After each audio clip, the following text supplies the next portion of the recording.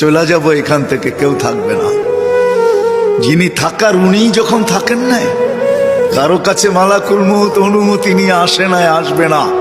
শুধু একজন মুহাম্মদুর রাসূলুল্লাহ সাল্লাল্লাহু আলাইহি ওয়াসাল্লামের কাছে মালাকুল মউত যখন আসছেন, তো আল্লাহ বলছে বন্ধুর কাছে অনুমতি নিয়ে ঢুকবে। অনুমতি দিলে ঢুকবে, নাইলে ফিরে আসবে।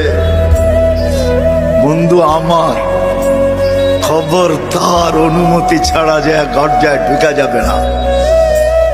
আমাদের কারো কাছে অনুমতি নিয়ে আসবে না, ওনার কাছে অনুমতি নিয়ে গেছেন।